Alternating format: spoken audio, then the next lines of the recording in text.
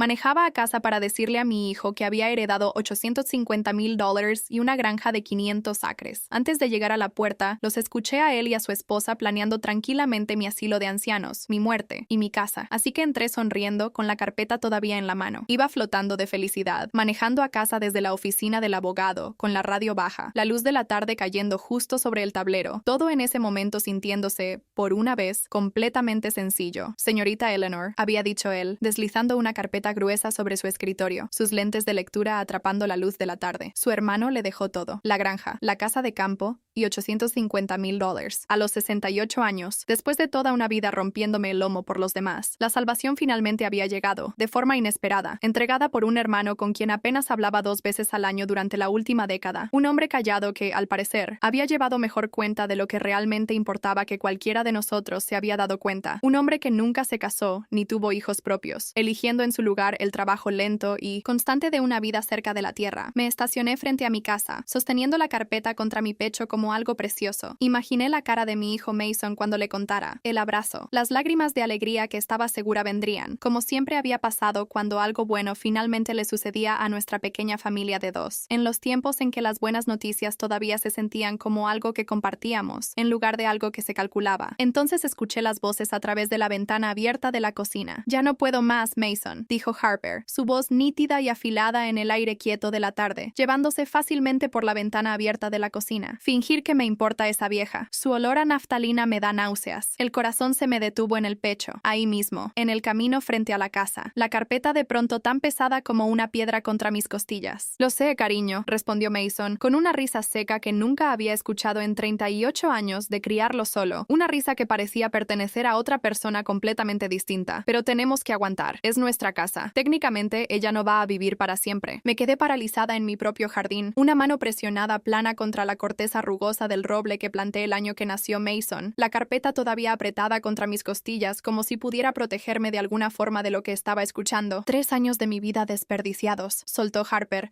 su voz afilándose con una amargura que nunca antes había escuchado dirigida hacia mí en persona. Esta casa debería ser nuestra, sin ella invadiendo cada espacio. «Hay un asilo en las afueras», dijo Mason, su voz cayendo en algo tranquilo y práctico, el tono que usaba para hojas de cálculo y presupuestos trimestrales, en lugar de para los arreglos de vida de su propia madre. $2,000 al mes. Le decimos que es por su seguridad. Podríamos convertir su cuarto en una oficina. ¿Y su seguro social?, preguntó Harper, su voz con la misma eficiencia cortante que usaba para hablar de presupuestos de supermercado. «Nos quedaríamos con una parte. Vendemos algunas de sus cosas. Ese tocador antiguo debe valer algo. Necesito explicar los 38 años que llevaron a ese porche, porque la mujer que se quedó paralizada en su propio jardín no llegó ahí sin toda una vida de contexto detrás. Me llamo Eleanor Voss. Quedé viuda a los 30 años, sola con un niño de 4 años, y una hipoteca que no tenía manera realista de cubrir sola, después de que el corazón de mi esposo fallara un martes cualquiera por la mañana, sin advertencia, sin ninguna oportunidad de prepararme para la vida que vendría después. Trabajé 3 empleos durante los siguientes 14 años, de día en una oficina de seguros, de noche sirviendo mesas en un restaurante a 2 pueblos de distancia, los fines de semana limpiando casas para familias que podían pagarle a alguien más para tallar sus pisos. Dormí 4 horas por noche durante más tiempo del que quiero recordar, funcionando a base de café y una determinación práctica y sombría que no tenía el lujo de cuestionarme en ese momento. Vendí las joyas de mi propia madre, pieza por pieza, para ayudar a cubrir la Universidad de Mason,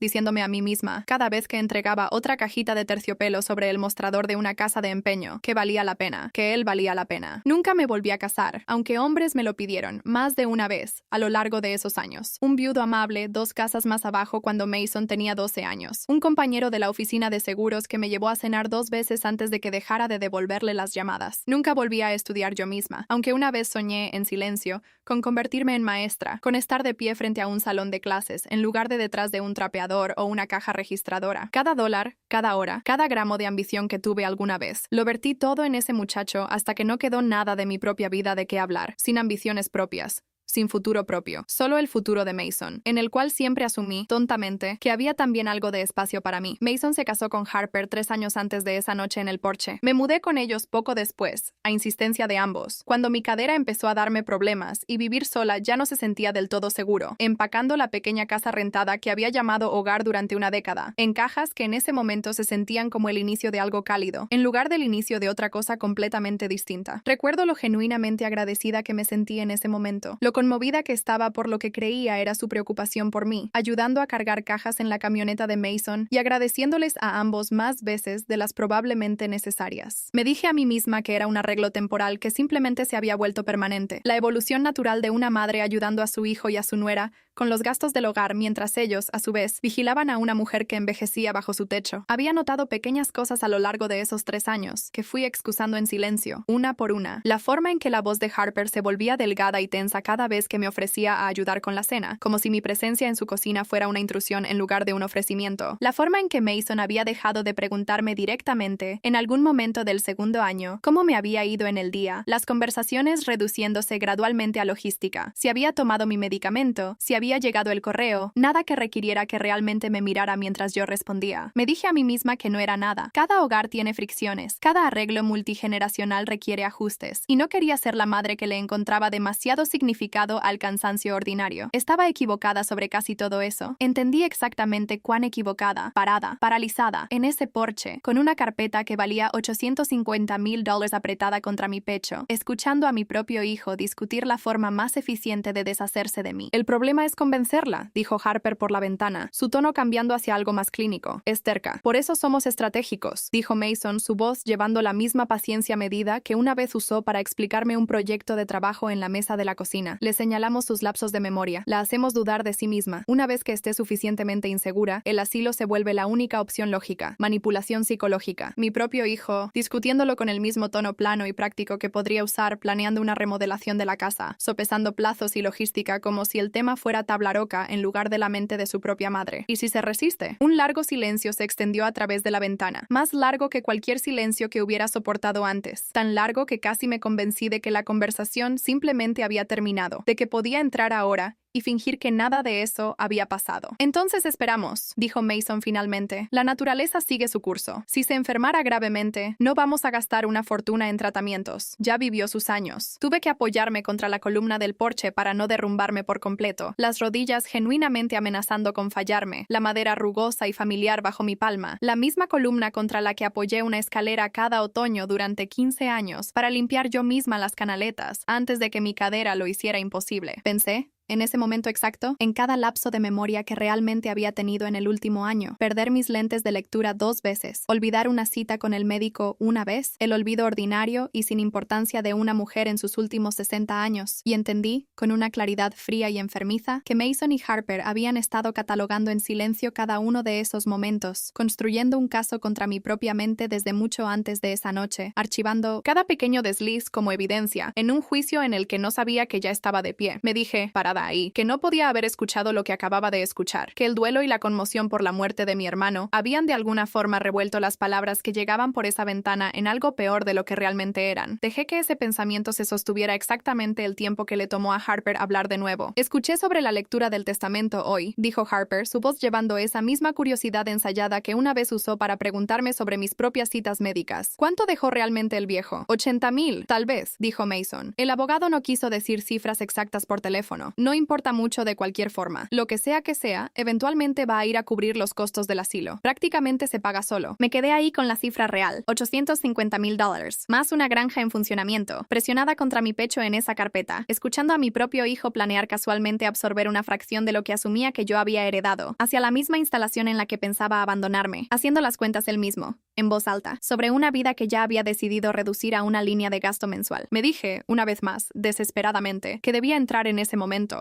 interrumpirlos, exigir una explicación, darles la oportunidad de decirme que había entendido todo mal. En su lugar, me quedé ahí, la mano todavía presionada contra el roble, incapaz de hacer que mis piernas me llevaran hacia esa puerta durante varios largos minutos, mi cuerpo simplemente negándose a avanzar, hacia una versión de los hechos que todavía no podía aceptar por completo, alguna parte terca y última de mí todavía esperando, contra todo lo que acababa de escuchar, que había una explicación inocente esperando del otro lado de esa puerta. Programé esa cita con el notario para el jueves, dijo Mason, su voz llegando por la ventana con la misma confianza fácil que hubiera usado para hablar de planes de fin de semana. Los papeles del poder notarial. Una vez que los firme, podemos manejar todo. sus cuentas, la casa, todo, sin que ella necesite estar involucrada en los detalles. ¿Realmente lo va a firmar?, preguntó Harper. Confía en mí, dijo Mason. Siempre ha confiado en mí. Ese es todo el plan, cariño. Por eso funciona. Ese es todo el plan. 3 palabras que reorganizaron 38 años de memoria en algo que apenas podía soportar mirar directamente. Cada cena que había cocinado, cada cuenta que había cubierto en silencio, cada gramo de confianza que había entregado sin cuestionar, todo aparentemente entendido por mi propio hijo, como palanca en lugar de amor, un recurso que administrar en lugar de una relación que honrar. Me limpié las lágrimas, parada ahí en el jardín, y revisé mi reflejo en la ventana del auto antes de finalmente entrar, sonriendo, la carpeta todavía bajo el brazo, todo mi rostro reorganizado en algo cálido e imperturbable por pura fuerza de voluntad. ¡Ya llegué!, grité, con mi voz más cálida, la que había usado durante 38 años para hacer que todo se sintiera, para los dos, como que iba a estar bien. Durante los siguientes 11 días, actué el papel que aparentemente se me había asignado toda mi vida, una última vez, pero con un propósito que ni Mason ni Harper tenían idea de que ya había puesto en marcha. Cada sonrisa y cada tropiezo, una pequeña pieza deliberada de un plan mucho más grande que nunca sospecharon. Cociné, sonreí. Dejé que Harper me llevara de compras para agotarme, entendiendo ahora exactamente qué había significado realmente esa frase, caminando despacio por las tiendas mientras ella suspiraba con impaciencia unos pasos adelante, exactamente la actuación que quería de mí y exactamente la actuación que elegí darle. Dejé que Mason trajera a un notario a la casa, con lo que ahora entendía, gracias a mi propio abogado, era un documento de poder notarial fraudulento, y le puse pretextos cada vez, citando cansancio, un dolor de cabeza, un estuche de lentes de lectura perdido, actuando exactamente la mujer confundida y disminuida en la que ya habían decidido que me estaba convirtiendo. Mientras tanto, en silencio, metódicamente, construí una estructura completamente diferente alrededor de mí misma. Contraté a un asesor financiero certificado, Douglas Renner, quien revisó la herencia completa y me armó un portafolio que generaba $4,500 al mes en ingresos pasivos, completamente separado de cualquier cuenta a la que Mason hubiera tenido acceso alguna vez. Programó la consulta inicial en su oficina el segundo día, guiándome por las opciones con una paciencia que se sentía después de 3 años de conversaciones cada vez más escasas en mi propia mesa, casi sorprendente en su minuciosidad. Contraté a una abogada de patrimonios, Patricia Álvarez, 22 años de práctica, para reescribir mi testamento por completo. Mason completamente desheredado, todo el resto de los bienes dirigidos en su lugar a una fundación que apoya a madres solteras, el tipo de organización que habría cambiado mi propia vida inmensamente a los 30 años, con un niño de 4 años y sin red de seguridad. Patricia también revisó el documento de poder notarial que Mason había redactado, confirmando lo que ya sospechaba. El lenguaje le otorgaba un control amplio, esencialmente incuestionable, sobre mis finanzas y decisiones médicas, redactado con un lenguaje suficientemente engañoso como para que alguien menos cuidadoso jamás hubiera entendido lo que realmente estaba autorizando. Este documento, me dijo Patricia, extendiéndolo sobre su escritorio junto al testamento real de mi hermano, tocando una cláusula cerca del final con un dedo, le habría dado a su hijo autoridad legal para tomar decisiones médicas en su nombre, incluyendo decisiones sobre rechazo de tratamiento, apenas días después de firmarlo. Combinado con lo que escuchó por esa ventana, Eleanor, quiero que entienda que puede tener fundamentos para algo más allá de simplemente desheredarlo. Elegí, durante esos 11 días, no perseguir nada criminal contra mi propio hijo. Elegí, en su lugar, algo que entendía, a los 68 años, les dolería considerablemente más. Una decisión con la que Patricia no discrepó, aunque se asegura, en cada paso, de que yo entendiera exactamente qué estaba decidiendo no hacer. Contraté a una agente de bienes raíces, Carol Jenkins, 20 años en el mercado local, quien se movió con una velocidad que no sabía que era posible, listando y vendiendo la casa, mi casa, comprada enteramente con mi propio dinero 15 años antes, aunque Mason aparentemente, en algún momento, había llegado a pensar en ella como suya, por $330,000.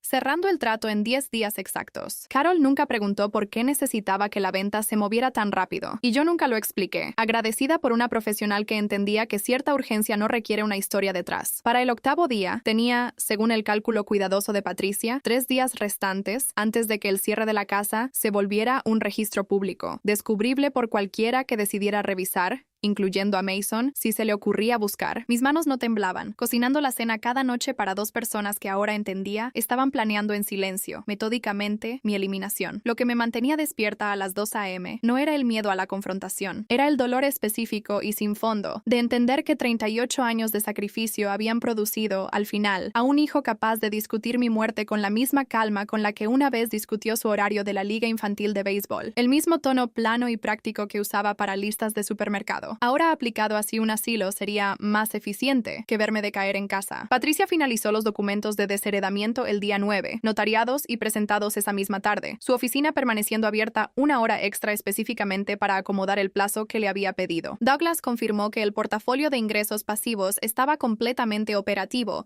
y totalmente separado de cualquier cuenta a la que Mason pudiera acceder, enviándome un estado de cuenta impreso que guardé doblado en mi bolsa durante los días restantes, como una especie de talismán. Carol confirmó que el cierre procedería según lo programado. Los nuevos propietarios, una pareja joven con 2 niños pequeños, ya aprobados y ansiosos por mudarse. Un detalle que me dio un pequeño e inesperado consuelo en medio de todo lo demás. Era la 11ª noche o nunca, en el sentido que importaba. Una vez que el cierre se volviera un registro público, Mason se enteraría de todo a la vez, en el orden y contexto en que sucediera que lo descubriera, en lugar del orden que yo pretendía. Y entendí, con una claridad que me sorprendió incluso a mí misma, cuánto importaba que fuera yo quien se lo dijera, con mis propias palabras, en mi propia mesa. Puse la vajilla fina esa noche, el mantel color crema que había guardado doblado en papel de seda durante 2 décadas, reservado para una ocasión que nunca había encontrado del todo, las copas de vino de mi propia boda, 40 años antes, desempolvadas y lavadas a mano esa tarde, mis dedos temblando ligeramente alrededor de los delicados tallos, de una forma que no tenía nada que ver con la edad. «Esto se ve elegante, mamá», dijo Mason, inquieto, parado en el umbral de un comedor que claramente no reconocía puesto con tanto cuidado, sus ojos posándose brevemente en las copas de vino antes de volver a mi rostro. «¿Ocasión especial?» «Sí», dije, sentándome a la cabecera de la mesa, mi espalda más recta de lo que había estado en meses. «El día en que varias cosas llegan a su fin», les conté todo. La herencia real, $850,000, no los $80,000 que les había dejado creer durante 11 días de silencio cuidadoso y deliberado. Observando el rostro de Mason mientras la cifra verdadera aterrizaba, viéndolo hacer las mismas cuentas rápidas que Harper había hecho una vez por la ventana, sin saber nunca que yo podía escucharla. La ventana abierta, cada palabra que había escuchado a través de ella, contada en orden, sin suavizar un solo detalle por su comodidad. El comentario de la naftalina, el asilo, los $2,000 al mes, la naturaleza siguiendo su curso. Sus caras se pusieron del color del mantel, ambos paralizados en sus sillas, como si la vajilla fina misma se hubiera vuelto en su contra de repente. «Escuché a mi hijo», dije, mi voz firme de una forma que me sorprendió incluso a mí, decir que sería más fácil si me enfermaba pronto, que no gastaría dinero en tratamiento, que yo ya había vivido mis años. La boca de Mason se abría y cerraba como un pez jadeando en un muelle, sin que saliera ningún sonido real, su mano todavía apoyada en el tallo de su copa de agua como si hubiera olvidado qué hacer con ella. «Mamá, eso no es silencio», dije, y por primera vez en 38 años, obedeció al instante, por completo, la palabra cayendo en ese comedor con un peso que yo misma no había anticipado del todo. «Estos 11 días han sido muy productivos», continué. «Te desheredé. Legalmente. Certificado por una abogada llamada Patricia Álvarez, de quien estoy segura tendrás noticias directamente. La casa que planeaban robarme se vendió hace 3 días. El cierre se completó esta mañana». Harper se susurró una cifra a sí misma, haciendo cuentas en tiempo real de todo lo que acababa de perder, el poco color que le quedaba desapareciendo de su rostro, el tenedor deslizándose en silencio de sus dedos hacia el mantel. Metí la mano en mi bolsillo y puse un sobre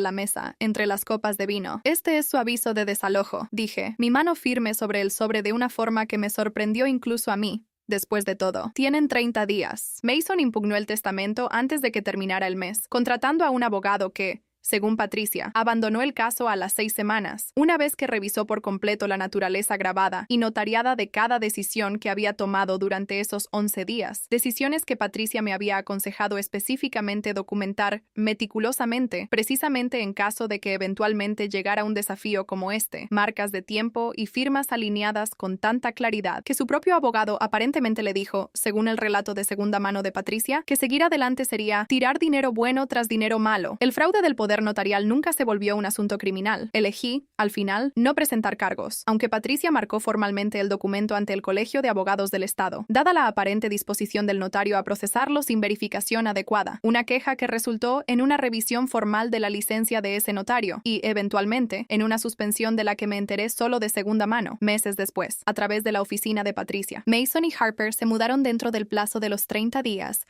a un departamento que nunca he visitado y no pienso visitar. No hemos hablado desde la mañana en que el camión de la mudanza se alejó de una entrada que ya no era mía. Mason sin voltear ni una vez hacia el porche donde yo estaba parada observando, con los brazos cruzados, en una bata que no me había molestado en cambiar, el café enfriándose en la taza junto a mí, sobre el barandal. Me mudé a la granja que mi hermano me dejó, una propiedad en funcionamiento a 40 minutos del pueblo, aprendiendo, a los 68 años, un ritmo de vida completamente nuevo que nunca esperé tener la oportunidad de construir, despertando la mayoría de las mañanas ahora con el sonido de gallos reales, en lugar de una alarma de teléfono. Contraté a un administrador de la granja, un hombre paciente y constante llamado Curtis Boyle, 20 años dirigiendo operaciones en propiedades del doble de este tamaño, para manejar las partes que yo todavía no entiendo del todo. Y ahora paso mis mañanas en un porche envolvente que mi hermano construyó con sus propias manos décadas atrás, tomando café que preparo exactamente como me gusta, sin el horario de nadie más que el mío, viendo los campos volverse dorados y verdes, con las estaciones, de una forma que nunca antes tuve tiempo de notar. La Fundación para Madres Solteras se lanzó formalmente la primavera pasada, financiada con la mayor parte del patrimonio de mi hermano, estructurada por Patricia para proveer exactamente el tipo de apoyo de emergencia al que nunca tuve acceso a los 30 años,